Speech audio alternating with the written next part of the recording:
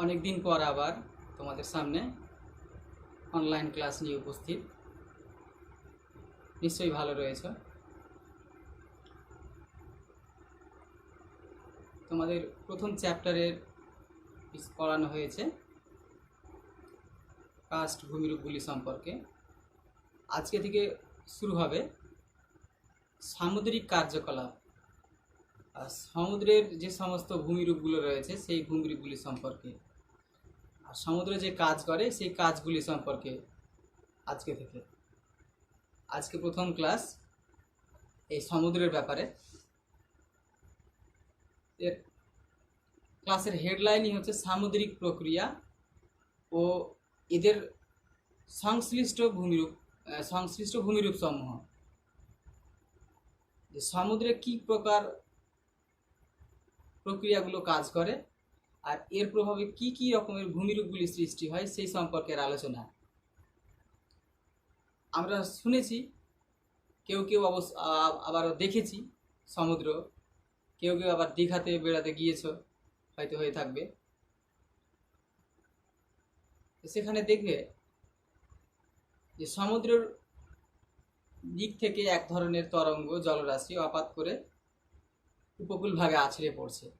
এইভাবে আছড়ে পড়ে এই সমুদ্র স্রোত, সমুদ্র তরঙ্গ, জোয়ার ভাটা ইত্যাদির প্রভাবে কিন্তু সমুদ্রের বিভিন্ন অংশে ক্ষয় কার্য, সঞ্চয় কার্য, বহন কার্য এগুলো চলতে থাকে। এইগুলো নিয়ে আজকের আলোচনা। সমুদ্র পৃষ্ঠে যে সমস্ত আলোড়নগুলো হয়, মানে সমুদ্র নড়ে, নড়াচড়া করে, এইরকম নড়াচড়া, বিশেষ করে সমুদ্র তো নড়ে না, সমুদ্রের জল নড়ে। যে সমস্ত প্রক্রিয়ায় জলগুলি নড়ে সেইগুলি হচ্ছে জোয়ার ভাটা। জোয়ার ভাটা আমরা দশম শ্রেণীতে পড়েছি যে জোয়ার ভাটা কি সমুদ্রের জলরাশি সূর্যচন্দ্র ও সূর্যের আকর্ষণে ফুলে ফেপে ওঠাকে জোয়ার বলে, আর নিচের দিকে নেমে যাওয়াকে বলা হয় ভাটা। এইভাবে জলরাশি উপরের দিকে উঠে নিচের দিকে যায়, যার ফলে জলগুলো কাঁপতে থাকে। সমুদ্র স্রোত, সমুদ্র স্রোতটা দশম শ্রেণীতে আমরা পড়েছি।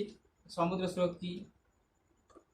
চলমান একটা নির্দিষ্ট দিক থেকে অন্য একটা নির্দিষ্ট দিকে সমুদ্র জলের স্থানান্তরকে বলা হয় সমুদ্র স্রোত, যাকে ইংরেজিতে বলা হয় ওশেন কারেন্ট। আমরা উষ্ণ স্রোত, শীতল স্রোত, অন্তঃস্রোত, বহির্স্রোত এগুলো পড়েছি। এখানে কিন্তু সেরকম বিস্তৃত নেই। জাস্ট সমুদ্র স্রোত কাকে বলে এই সংজ্ঞাটাই জানবে। যে বিভিন্ন কারণের ফলে, যেমন বায়ু প্রবাহ, উপকূল ভাগের আকৃতি, পৃথিবীর আবর্তন গতি, উষ্ণতা, লবণতা ইত্যাদির তারতম্যের কারণে সমুদ্রের জল একটি নির্দিষ্ট দিক থেকে অন্য একটি নির্দিষ্ট দিকে প্রবাহিত হয়, সমান্তরালে প্রবাহিত হয়, বা অনুভূমিকভাবে সমুদ্র জলের স্থানান্তরণকে বলা হয় সমুদ্র স্রোত। বিভিন্ন কারণে সমুদ্রের জল অনুভূমিকভাবে এক স্থান থেকে অন্য স্থানে, অনুভূমিকভাবে সমুদ্রের জল এক স্থান থেকে অন্য স্থানে ভ্রমণ করাকেই বলা হচ্ছে সমুদ্র স্রোত।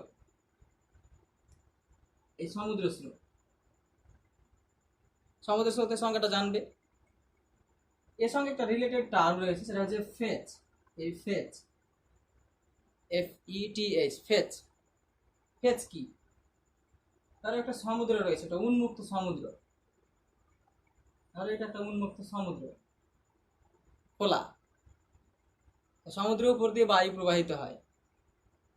বায়ুগুলো পৃথিবীতে বিভিন্ন রকমের রয়েছে। নিয়ত বায়ু রয়েছে, যেমন আয়ন বায়ু রয়েছে, পশ্চিমা বায়ু রয়েছে, মেরু বায়ু রয়েছে। এই বায়ুগুলো রয়েছে।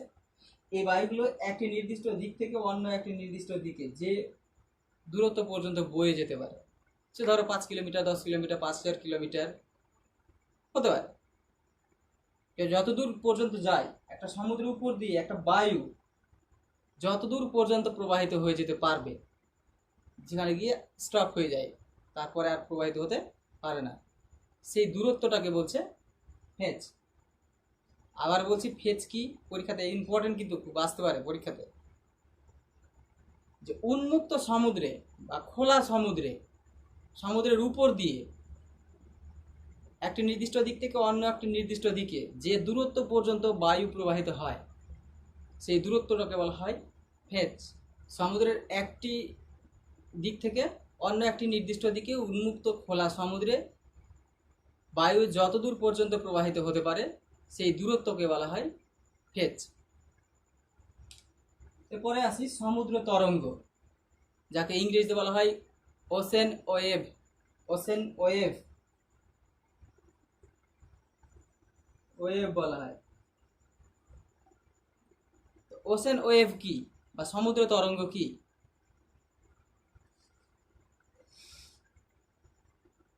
একটা পুকুরে যদি একটা ঢিল ছোড়ো, তখন দেখবে সমুদ্রের জলরাশি একটি নির্দিষ্ট পয়েন্ট থেকে চারিদিকে নড়তে নড়তে ঠিক বরাবরভাবে একটা নির্দিষ্ট দিকে চারিদিকে চলে যাবে। একটা বড় পুকুরে যদি ঢিল ফেলো, তা যেভাবে জলটা নাচতে নাচতে যায়, শুধু জলটা তো যায় না, জলটা কাঁপাতে কাঁপাতে যায়। এই জলের কম্পনকেই বলছে সমুদ্র তরঙ্গ। আর একটু পরিষ্কার করে দিই, ধরো পুকুরটাতে কিছুটা পাতা পড়ে রয়েছে, একটা পুকুরে ঢিল ফেললে তাহলে দেখবে পাতাটা স্থানান্তরণ হবে না, অথচ তরঙ্গটা ঠিক উপকূল ভাগে গিয়ে সে পুকুরের কিনারায় গিয়ে আছড়ে পড়বে। সমুদ্রেও কিন্তু ঠিক এইরকমভাবেই হয়। সমুদ্র জলে কী হয়, উলম্বভাবে উঠা নামা করে। তো পাতাটাকে দেখবে পুকুরের বিশেষ করে উপরের দিকে উঠা নামা করবে, কিন্তু স্থান পরিবর্তন করবে না। তো সমুদ্রেও ঠিক এইরকমই হয়। সমুদ্র জলের উলম্বভাবে জলের উঠা নামাকেই বলা হয় সমুদ্র তরঙ্গ। এই সমুদ্র তরঙ্গ কি কারণে সৃষ্টি হয়? সমুদ্র তরঙ্গ সৃষ্টির বিশেষ করে কারণ রয়েছে, সেটা হচ্ছে বায়ু প্রবাহ। এই বায়ু প্রবাহের কারণে সমুদ্রের জলরাশি একটি নির্দিষ্ট স্থানে দাঁড়িয়ে থেকে উপর নিচে ওঠানামা করে। এই উঠানামা করাকেই বলা হয় সমুদ্র তরঙ্গ। বায়ু প্রবাহ শুধু হয় না, বায়ু প্রবাহ হচ্ছে মূল কারণ সমুদ্র তরঙ্গের। আর যদি সমুদ্রের তলদেশে ভূমিকম্প হয়, তাহলে ভূমিকম্প হলে কিন্তু সমুদ্রের জলরাশি ঠিক উপকূল ভাগের দিকে উঁচু আকারের ঢেউ, যেটা আমরা ঢেউ বলে থাকি, আসলে ওটাই তরঙ্গ, সামুদ্রিক ঢেউ। সমুদ্র স্রোত কিন্তু আমরা উপকূল ভাগ থেকে সেরকম বুঝতে পারি না, সমুদ্র স্রোতগুলো ভেতরের দিকে প্রবাহিত হয়। আর আমরা যেটা উপকূল ভাগে দেখি যে জলটা এসে আছড়ে পড়ছে, এই আছড়ে পড়া জলরাশি হচ্ছে সমুদ্র তরঙ্গ। আর সমুদ্র তরঙ্গ সৃষ্টি হয় বায়ু প্রবাহের কারণে। বায়ু যখন বেশি গতিতে প্রবাহিত হবে, আর যদি তলদেশে ভূমিকম্প হয়, তাহলে সমুদ্রের জলটা এক নির্দিষ্ট জায়গাতে দাঁড়িয়ে থেকে কিন্তু উপরে নিচে ওঠানামা করে। এই উপর নিচে ওঠানামা করাকেই বলা হয় সমুদ্র তরঙ্গ। তো সমুদ্র স্রোত যায় অনুভূমিকভাবে, আর সমুদ্র তরঙ্গ যাবে উলম্বভাবে ওঠানামা করবে, জলটা উলম্বভাবে এইভাবে ওঠানামা করবে। আর এটা হচ্ছে একটা তরঙ্গ চূড়া, এটা হচ্ছে একটা তরঙ্গের চূড়া। দুটো তরঙ্গের চূড়ার মধ্যবর্তী স্থানকেই বলা হয় তরঙ্গ দৈর্ঘ্য। আমরা তরঙ্গ বা ওয়েভ সম্পর্কে জেনেছি, তরঙ্গ দৈর্ঘ্য ফিজিক্সে পড়ানো হয়, তোমরা শিখেছ যে দুটো একটি তরঙ্গের দুটো চূড়ার মধ্যবর্তী দূরত্বকে বলা হয় তরঙ্গ দৈর্ঘ্য। তরঙ্গ দৈর্ঘ্য যত বড় হবে, এই ওয়েভের আকৃতি তত কিন্তু বড় হবে। তরঙ্গ দৈর্ঘ্য যত ছোট হবে, ওয়েভের আকৃতি কিন্তু ছোট হয়। তো তরঙ্গ দৈর্ঘ্য হয়তো পরীক্ষাতে আসতেই পারে, জেনারেলি আসবে না। এই তরঙ্গ দৈর্ঘ্যের সাথে রিলেটেড দুটো কথা রয়েছে, সোয়াস আর ব্যাকওয়াস। এইগুলো খুবই ইম্পর্টেন্ট, আমি যতগুলো লিখেছি এখানে প্রত্যেকটা ইম্পর্টেন্ট। এইগুলো 1 মার্কের করে কিন্তু পরীক্ষাতে আসবে। 2 মার্ক করে আসতে পারে, জেনারেলি 1 মার্কের মতো করে মুখস্থ করবে, আর 2 মার্কের মতো করে জানবে। বিশেষ করে 2 মার্কের মতো করে মুখস্থ করলে 1 মার্কের মতো করে শর্ট করে লিখতে পারবে।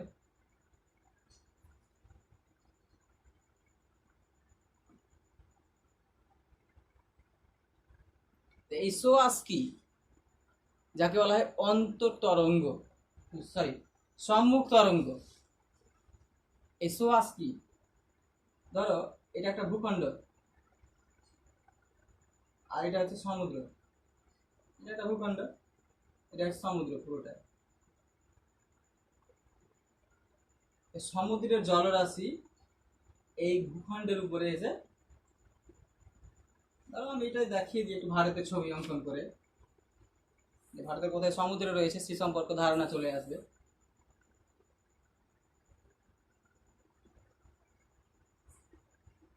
ধরো এইটা হচ্ছে ভারত, এটা সমুদ্র, এটা বঙ্গোপসাগর। এই বঙ্গোপসাগরের জলরাশি এই উপকূল ভাগে সমুদ্রের দিক থেকে গিয়ে এখানে গিয়ে আছড়ে পড়ছে, উপকূলে আছড়ে পড়ছে।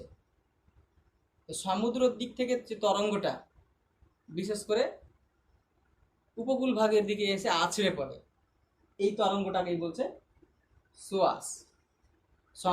সমুদ্রের তরঙ্গ সমুদ্রের দিক থেকে বা সমুদ্রের জলরাশি সমুদ্রের দিক থেকে স্থলভাগের দিকে এসে উপকূল ভাগে আছড়ে পড়ে, আছড়ে পড়া জলরাশিকেই বলছে সোয়াস বা সম্মুখ তরঙ্গ। আবার বলছি, সমুদ্রের দিক থেকে জলরাশি এসে উপকূল ভাগে যখন আছড়ে পড়ে, এই আছড়ে পড়া জলরাশি বা তরঙ্গকেই বলছে সোয়াস। এরপরে আসি ব্যাকওয়াশ কি, ঠিক এইরকম করেই মুখস্থ করবে। এই যে সোয়াসের জলটা উপকূল ভাগে গিয়ে আছড়ে পড়লো, আছড়ে পড়ে তো সেখানে থাকবে না, সঙ্গে সঙ্গে ব্যাক হয়ে নিচের দিকে ফিরে আসবে।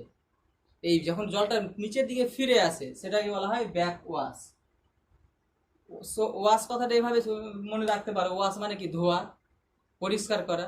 সমুদ্রের দিক থেকে জলটা এসে উপকূলটাকে ধুয়ে দিচ্ছে, ওটা ধোয় কোন প্রক্রিয়ায়? সোয়াশের ফলে। আর ওই সোয়াশটা ধীরে মানে নিচের দিকে আবার যখন পিছন দিকে যায় সেটাকে বলা হয় ব্যাকওয়াশ। সমুদ্রের জলরাশি যখন উপকূল ভাগে বা সোয়াশের জলরাশি পরবর্তী সময়ে উপকূল ভাগের উপকূলের দিক থেকে যখন সমুদ্রের দিকে আসে, সমুদ্রের দিকে গড়াতে শুরু করে, চলতে শুরু করে জলরাশিটা, তখন এই জলরাশিকে বলছে ব্যাকওয়াশ বা অন্তর তরঙ্গ। সোয়াশ আর ব্যাকওয়াশের মধ্যে হয়তো পার্থক্য আসতেই পারে, 2 মার্কের 3 মার্কের এরকম করে না আসার সম্ভাবনাই বেশি, 1 মার্কের 2 মার্কেরই বেশি আছে। এরপরে আছে যে সমুদ্র তরঙ্গের প্রকার। সমুদ্র তরঙ্গ বিশেষ করে 2 রকমের হয়, একটা গঠনকারী সমুদ্র তরঙ্গ আর একটা হচ্ছে বিনাশকারী সমুদ্র তরঙ্গ। এই বিনাশকারী সমুদ্র তরঙ্গ কি? এই বিনাশকারী সমুদ্র তরঙ্গটা কি? আমরা সুনামির কথা শুনেছি, যে সু কথার অর্থ বন্দর আর নামি কথার অর্থ ঢেউ। আসলে এই কথাটি দিয়েছিল জাপানিরা। তারা বলেছিল সমুদ্রের যে জলোচ্ছ্বাসগুলো হয় সেইগুলিকে বলা হয় সুনামি। সেই সুনামির জলটা ঝটিকা তরঙ্গ, মানে ঝড় ঝঞ্ঝা সুনামির সময় যে তরঙ্গটা মানে উপকূল ভাগে এসে খুব জোরে জোরে আঘাত করে, এই তরঙ্গটাকে বলছে বিনাশকারী তরঙ্গ। উপকূল ভাগের যে উঁচু খাড়া পাড়গুলো রয়েছে, এই খাড়া পাড়ে এসে তরঙ্গটা কিন্তু ধাক্কা মারে দিয়ে উপকূল ভাগ ক্ষয় করে ফেলে। তো এই বিনাশকারী তরঙ্গটা আবার কিন্তু বিশেষ করে যদি খুবই শক্তিশালী হয়ে যায়, মানে বিশেষ করে এই বিনাশকারী তরঙ্গ আর গঠনকারী তরঙ্গ, এটা হচ্ছে সোয়াশের 2টো ভাগ। সোয়াশ যেটা মানে উপকূল ভাগে গিয়ে আছড়ে পড়ে, এই সোয়াশের 2টো ভাগ, একটা বিনাশকারী তরঙ্গ, একটা গঠনকারী তরঙ্গ। আবার বলছি গঠনকারী তরঙ্গটা কি? ঝড়ের সময়, ঝড়, সুনামি বা এমনকি ভরা কটাল হতে পারে। ভরা কটাল, মরা কটাল আমরা পড়েছি, জলরাশি যখন বেশি ফুলে ফেপে ওঠে, এই সময় যখন উপকূল ভাগে এসে খুব জোরে জোরে আঘাত করে সমুদ্রের তরঙ্গ বা সমুদ্রের জলরাশি, যখন উপকূল ভাগে এসে জোরে জোরে আঘাত করে তখন উপকূল ভাগে ক্ষয় হলেই সেই তরঙ্গটাকে বলা হয় বিনাশকারী তরঙ্গ বা ডিস্ট্রাকটিভ ওয়েভ ইংরেজিতে বলা হয়। এরপরে আসি গঠনকারী তরঙ্গ। গঠনকারী তরঙ্গগুলো কেমন? যে এইগুলো মৃদুভাবে আসবে, উপকূল ভাগে আছড়ে পড়ে খুব ধীরে ধীরে যাবে। এই বিনাশকারী তরঙ্গগুলো কি করবে? বিনাশকারী তরঙ্গগুলো উপকূল ভাগে দ্রুত জোরে এসে আছড়ে পড়বে, উপকূল ভাগে ক্ষয় করে পদার্থগুলোকে একদম নিচের দিকে নিয়ে চলে যাবে, দিয়ে উপকূল ভাগ ক্ষয় করবে। এমনকি ভেতরের দিকেও নিয়ে চলে যেতে পারে এই বিনাশকারী তরঙ্গের কারণে পদার্থগুলোকে, যে সমুদ্রের উপকূলে যে বা বিচে বেলাভূমিতে পড়ে থাকে এই তরঙ্গগুলো, এই ক্ষয়জাত পদার্থগুলোকে নিয়ে যেতে পারবে। আর এই যে গঠনকারী তরঙ্গটা রয়েছে, এই তরঙ্গটা মৃদু তরঙ্গ হয়, উপকূল ভাগে এসে ধীরে ধীরে আছড়ে পড়ে, দিয়ে ধীরে ধীরে আছড়ে পড়লে কি হবে, ভেতর থেকে উল্টিয়ে পদার্থগুলো উপকূল ভাগে এসে দিবে, মানে ভেতর থেকে তরঙ্গটা আসবে আর উপকূল ভাবে ধীরে ধীরে ইয়ে অপেক্ষাকৃত কম জোরে আঘাত করে বা মৃদুভাবে আঘাত করে। আর মৃদুভাবে আঘাত করলে তার জলের পরিমাণটা কম হয়। তো বিশেষ করে এই গঠনকারী তরঙ্গটা ক্ষয়ের পরিবর্তে সঞ্চয় করে, সমুদ্রের দিক থেকে পদার্থগুলো নিয়ে এসে উপকূল ভাগে নিয়ে সঞ্চয় করে। এটাকে এই জন্য বলা হয় গঠনকারী তরঙ্গ।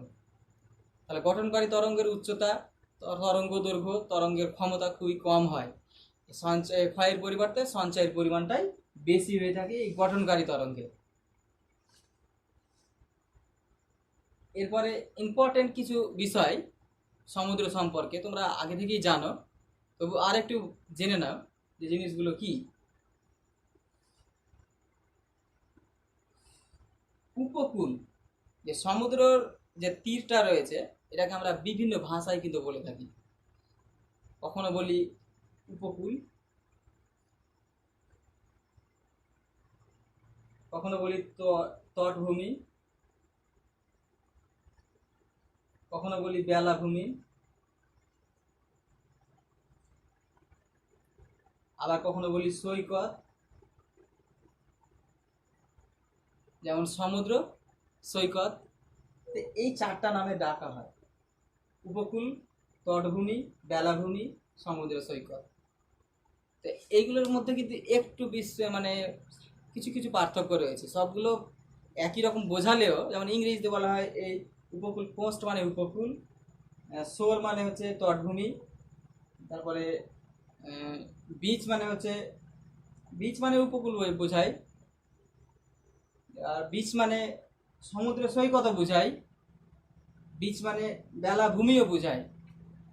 যেমন কোস্ট বলে, কোস্ট মানে উপকূল, শোর মানে তটভূমি, বিচ মানে বেলাভূমি। বেলাভূমি আর সমুদ্র সৈকত কথাটা কিন্তু একই, আর সমুদ্র সৈকত আর বেলাভূমিতেই বেশি খেলা করে সমুদ্রের জলরাশিটা এসে। তো জানি যে এই উপকূল জিনিসটা কি, যাকে ইংরেজি বলা হয় কোস্ট। কোস্ট মানে উপকূল, COAST, কোস্ট। কোস্ট মানে উপকূল, কোস্ট। এটা হচ্ছে আমাদের ইস্টার্ন কোস্ট, এটা হচ্ছে ওয়েস্টার্ন কোস্ট বা পূর্ব উপকূল আর পশ্চিম উপকূল। ইস্ট কোস্ট নামে একটা ট্রেনও রয়েছে, যেটা হাওড়া থেকে চেন্নাই পর্যন্ত যায়।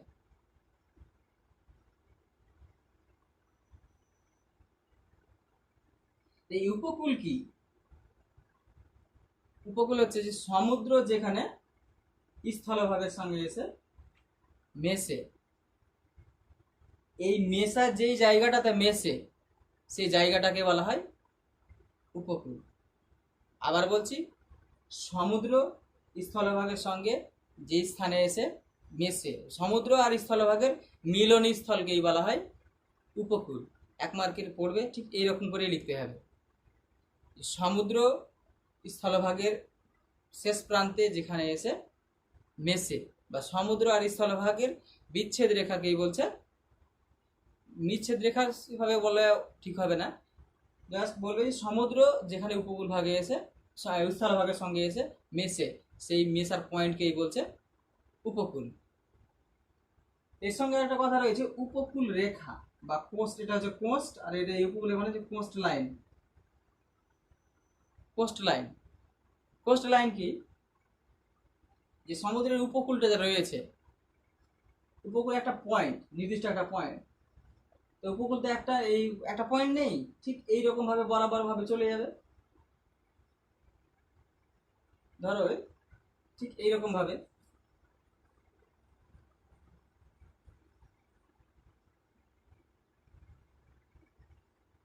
এটা সমুদ্র, এটা হচ্ছে উপকূল, উপকূলের খাড়া পাড়টা।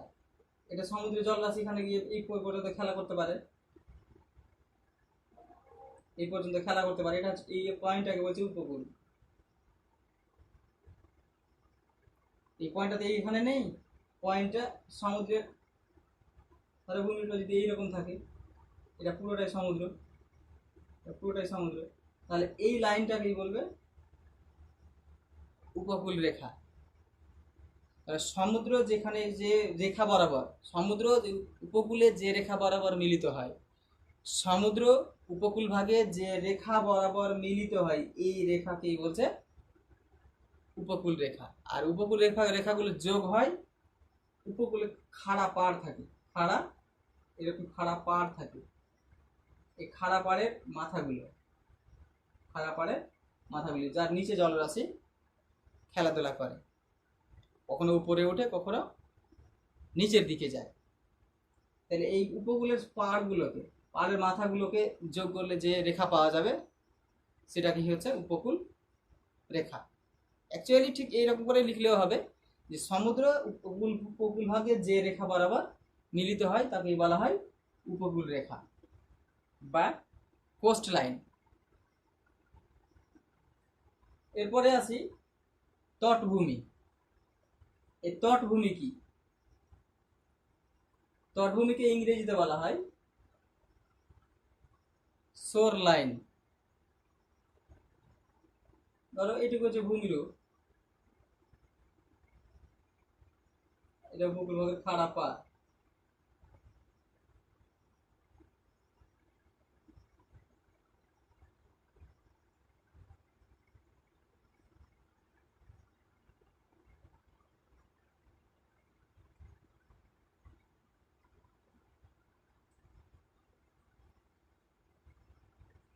এটা সমুদ্র,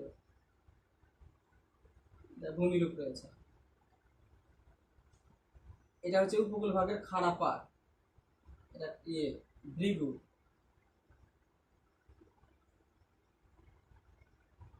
এটা হচ্ছে ভৃগু। ভৃগু মানে এরকম খাড়া ঢালকে বলবে ভৃগু। এটা হচ্ছে ভৃগু, এটা সমুদ্রের খাড়া ঢাল, এটা হচ্ছে সমুদ্রের ভৃগু। সমুদ্রের জলটা এই পর্যন্ত রয়েছে। এই ভৃগুর নিচ থেকে সমুদ্রের খাড়া পাড়ের থেকে সমুদ্রের জল যেখানে খেলা করে সেই পর্যন্ত অংশকে বলা হয় তটভূমি। এই অংশটাকে বলছে সমুদ্র জলের নিম্ন সীমা পর্যন্ত। সমুদ্র জলের নিম্ন সীমা পর্যন্ত যেটুকু স্থানে খেলা করে সেই অংশটুকুকে বলা হয় তটভূমি।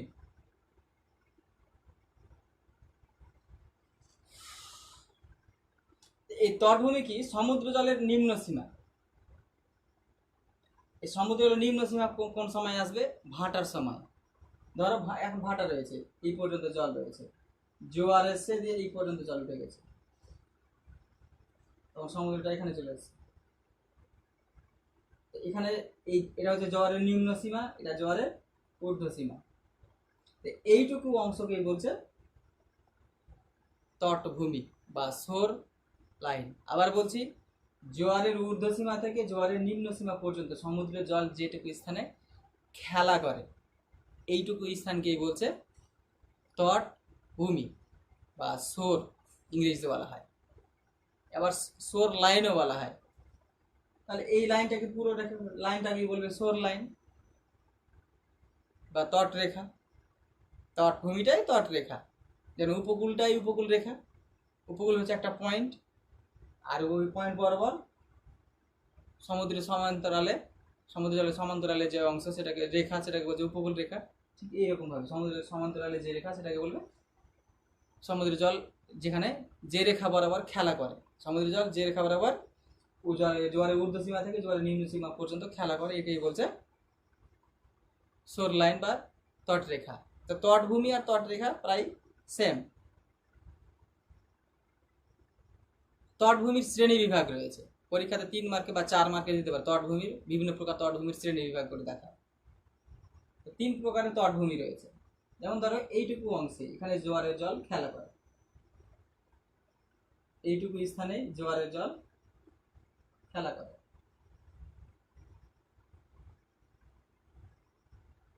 জোয়ারের জল এটা খাড়া পাড়টা একটু জেনারেলি পেছন দিকে থাকবে, খাড়া পাড়। ধরো এইটুকু স্থানে সমুদ্রের জল খেলা করছে, এইটুকুকেই বলা হয় সম্মুখ তটভূমি। সম্মুখ তটভূমি, এটুকুকে বলা হয় এই সম্মুখ তটভূমি। আবার বলছি, সমুদ্রের জলরাশি যেটুকুতে খেলা করে, জোয়ারের ঊর্ধ্ব সীমা থেকে জোয়ারের নিম্ন সীমা পর্যন্ত অংশকে বলছে সম্মুখ তটভূমি। তারপরে এইটুকু অংশ, এটা হচ্ছে উঁচু খাড়া পাড়। এই উঁচু খাড়া পাড়, এই সম্মুখ তটভূমির পর থেকে এই উঁচু খাড়া পাড়, এইটুকু অংশ, এইটুকু অংশকে বলছে পশ্চাৎ তটভূমি। পশ্চাৎ তটভূমি। এই সম্মুখ তটভূমির পরবর্তী অংশ থেকে উপকূলের খাড়া পাড় পর্যন্ত অংশটুকু, এটুকু হচ্ছে সমুদ্রের জলরাশি যেটুকুতে খেলা করে সেটি সম্মুখ তটভূমি। আর তার পরবর্তী অংশটুকু পেছন দিকের অংশ কে বলছে পশ্চাৎ তটভূমি। পশ্চাৎ মানে পেছন, বুঝতেই পারছো। তারপরে আরেকটা রয়েছে এইটুকু স্থানে, যেটুকু সমুদ্রের ভেতরের দিকে, সমুদ্রের ভেতরের দিকে, ধর এটা স্থলভাগ, সমুদ্রের ভেতরের দিকে এইটুকু স্থানে কিছুটা সমুদ্র জলে নিমজ্জিত, গভীরতাটা খুব কম, খুব একটা বেশি হবে না। সমুদ্র জলের এই সম্মুখ তটভূমির শেষ থেকে সমুদ্রের জলের দিকে বিশেষ করে ওই তটভূমিটা ঢুকে থাকে, সমুদ্রের তলায় নিমজ্জিত থাকে, এইটুকু অংশকে বলা হয় পুরাদেশ তটভূমি।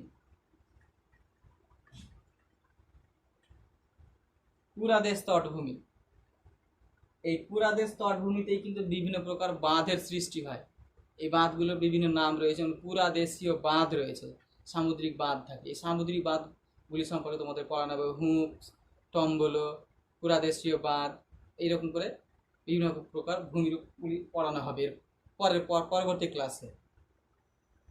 তো এই সম্মুখ তটভূমির পর থেকে সমুদ্রের দিকে যে তটভূমিটা সমুদ্রের জলে কিছুটা নিমজ্জিত থাকে, সেই অংশটাকে বলছে পুরাদেশ তটভূমি, পুরাদেশীয় তটভূমি।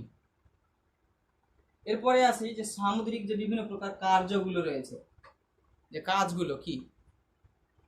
সমুদ্র কিন্তু নদীর যেমন ক্ষয় করতে পারে, বহন করতে পারে, সঞ্চয় করতে পারে, ঠিক একই রকমভাবে সমুদ্র ক্ষয় করতে পারে, বহন করতে পারে, সঞ্চয় করতে পারে।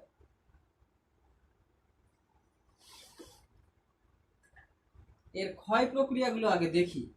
ক্ষয় প্রক্রিয়াগুলো কি? ক্ষয় প্রক্রিয়াগুলো আমি নিচের দিকে লিখেছি। ক্ষয় প্রক্রিয়াগুলো অবঘর্ষ ক্ষয়, 1 নম্বর অবঘর্ষ ক্ষয়। এই অবঘর্ষ ক্ষয়টা কি তোমরা পড়েছো ক্লাস 10-এ, যে বিশেষ করে এই সমুদ্র জলের সঙ্গে যে নুড়ি পাথরগুলো আছে নিজেদের মধ্যে ঠোকাঠুকিতে যখন ভেঙে টুকরো টুকরো হয়ে যায়, সমুদ্র জলের সঙ্গে তরঙ্গের সঙ্গে যখন আসে, তাহলে এই ক্ষয়ের এরপর ক্ষয় হয়। এই ক্ষয়টাকে বলছে অবঘর্ষ ক্ষয়। তারপরে ঘর্ষণ ক্ষয়। এই ঘর্ষণ ক্ষয় কি, সরি অবঘর্ষ ক্ষয়টা একটু ভুল হলো। এই যে যে সমস্ত নুড়ি বালি পাথর ইয়েগুলো আছে, কাদাগুলো,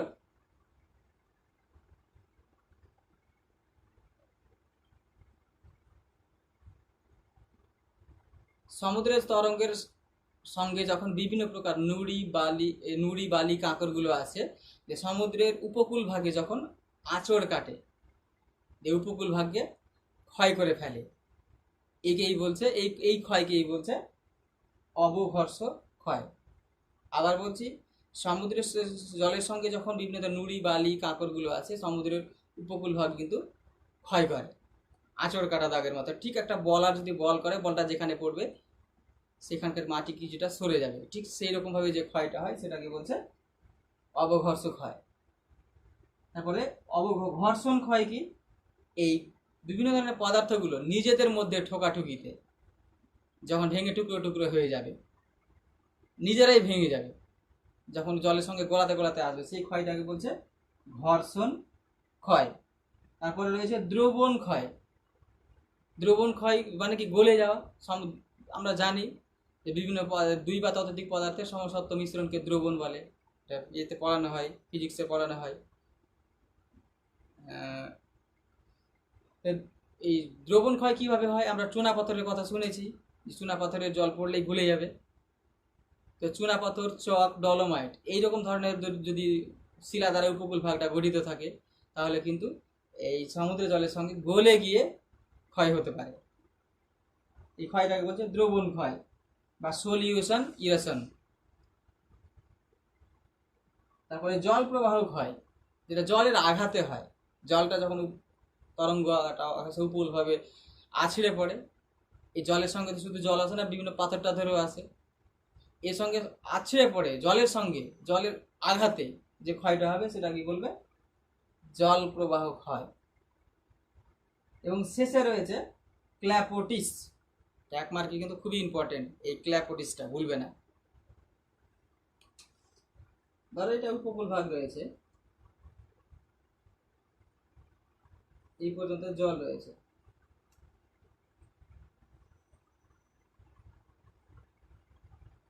এই জলগুলো কাঁপতে কাঁপতে এইটা করে সমুদ্রটা কাঁপে, এটাকে বলছে সমুদ্র তরঙ্গ, এটাকেই বলছে সমুদ্র তরঙ্গ। এইভাবেই সমুদ্র জলটা কাঁপতে থাকে।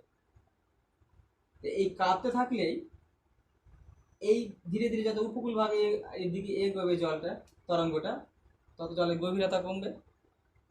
গভীরতা কমলে জলটা উঁচু হয়ে হঠাৎ করে এসে আছড়ে পড়বে উপকূল ভাগে। তো যখন উপকূল ভাগে জলটা আছড়ে পড়বে, জলরাশিগুলো এইদিকে এসে জলরাশি আবার কি জলগুলো অবস্থান করবে। ঠিক এইরকম ভাবেই একটা আছড়ে পড়বে, একটা তরঙ্গ আছড়ে পড়বে, এইটা আছড়ে পড়ে যখন আসছে সেটাকে বলা হয় সোয়াস, সোয়াস বলে। আর এই সোয়াসটা যখন পরবর্তীকালে ব্যাক হয়ে যাবে, ব্যাক যাবে, এটাকে বলবে ব্যাকওয়াশ, ব্যাকওয়াশ। এই ব্যাকওয়াশটা যখন ফিরে যাবে, আরও একটা তো তরঙ্গ পেছন পেছন আসছে, একটা তো তরঙ্গ আসে না, তখন এই ব্যাকওয়াশ আর এই সোয়াসের ধাক্কায় এটা এই তরঙ্গটা এসে এখানে উপকূলভাবে আছড়ে পড়েছে, যে ফিরে যাচ্ছে, যে ব্যাকওয়াশ হিসেবে আবার একটা পেছন থেকে সোয়াস আসছে।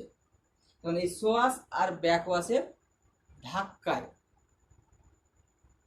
এই সমুদ্রের তীরবর্তী অঞ্চলে কিন্তু প্রচুর চাপ সৃষ্টি হয়, এক প্রকার চাপ সৃষ্টি হয়। চাপ সৃষ্টি হলে শিলার ভেঙে টুকরো টুকরো হয়ে যায়, নিচের শিলা ভেঙে টুকরো টুকরো হয়ে যায়। একে বলে করতালি ক্ষয়ও বলা হয়। করতালি বা দুই হাতে তালি মারলে যে বিশেষ আমরা জানি এটা করতালি করা, ঠিক এখানে কিন্তু করতালির মাধ্যমে ক্ষয় হয়, যে ব্যাকওয়াশ আর সোয়াসের মাধ্যমে সে জলটা যখনই এক পরস্পরে ধাক্কা লাগে তখন কিন্তু শিলায় কিন্তু আঘাত করে, দিয়ে শিলার ক্ষয় করে। এই ক্ষয়কেই বলছে ক্ল্যাপোটিস। পরীক্ষাতে আসে, তাহলে যদি পরীক্ষাতে 1 মার্কের আসে ক্ল্যাপোটিস কি, তাহলে এই সমুদ্রের উপকূল ভাগে যে ব্যাকওয়াশ আর সোয়াসের ধাক্কায় উপকূল ভাগে ব্যাকওয়াশ আর সোয়াসের ধাক্কায় প্রচণ্ড শক্তি উৎপন্ন হয়ে শিলার উপকূল ভাগের শিলা ভেঙে টুকরো টুকরো হয়ে যে ক্ষয় হয়, সেই ক্ষয়টাকে বলছে ক্ল্যাপোটিস ক্ষয়। আর এটুকু হচ্ছে ক্ষয়ের প্রক্রিয়া। তারপরে বহন কার্যে রয়েছে, আমরা একটু আগে জানলাম যে বহন করতে পারে, এই নিয়ে যেতে পারে বিনাশকারী তরঙ্গটা বেশি, যে উপকূল ভাগে আছড়ে পড়বে, যত বেশি জল আছড়ে পড়ে তত দ্রুত গতিতে নিচের দিকে যাবে, মানে উপর থেকে নিচের দিকে যাওয়ার গতিবেগটা কিন্তু বেশি থাকে। যদি সমুদ্র উপকূল ভাগে কোনোদিন বেড়াতে যাও, তাহলে যদি উঁচু উঁচু তরঙ্গগুলো আসে তখন কিন্তু সেখানে স্নান করবে না। কেন?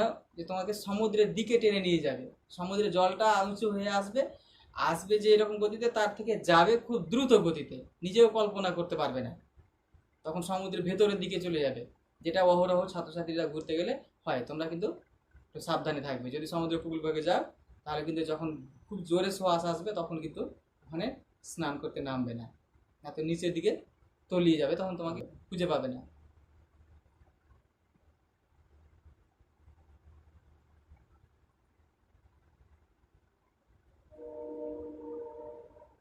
তো এই বহন কার্যে সাহায্য করে তরঙ্গ, আর সাহায্য করে সমুদ্র স্রোত। সমুদ্র স্রোত কিন্তু কিছুটা বয়ে নিয়ে যেতে পারে। একটু উপকূল ভাগের যদি ওই সমুদ্র জল যদি তরঙ্গ যদি নিচ ভিতরের দিকে নিয়ে চলে যায়, তাহলে সমুদ্র স্রোত কিছুটা বহন কার্যে সাহায্য করে। তারপরে যে সঞ্চয়, সঞ্চয় বিষয় হয় এইটুকু স্থানে সঞ্চয় হয় আর ক্ষয় হয় সমুদ্রে কিছুটা গভীরে, যেটাকে বলা হয় মহিষোপান। মহিষোপানটা এখনো পড়ানো হয়নি। মহিষোপান কি? ধরো এটা একটা ভূমির উপরে আছে, এটা সমুদ্র, এটা আর এটা স্থলভাগ, তাহলে এইটুকু অংশকে বলা হয় মহিষোপান। মহি মানে মহাদেশ, মহাদেশের সোপান মানে সিঁড়ি বা ধাপ, এইটুকু মহাদেশীয় সিঁড়ি সমুদ্র জলে নিমজ্জিত রয়েছে। তাহলে উপকূল ভাগ থেকে 200 মিটার গভীরতা পর্যন্ত, এই 200 মিটার জলের গভীরতা পর্যন্ত অংশকে বলছে মহিষোপান। আর এই মহিষোপান অঞ্চলে কিন্তু সঞ্চয় হয়, আর উপকূল ভাগে কিছুটা সঞ্চয় হয়। উপকূলে সঞ্চয় হয় আর মহিষোপান অঞ্চলে সঞ্চয় হতে পারে। বিভিন্ন প্রকার বাঁধ সৃষ্টি হতে পারে, বিভিন্ন প্রকার হয়তো বরাবর ভূমি সৃষ্টি হতে পারে। এগুলো পরবর্তীতে পড়ানো হবে। আজকে এই পর্যন্তই, পরের দিন আবার দেখা হবে। ভালো থাকো।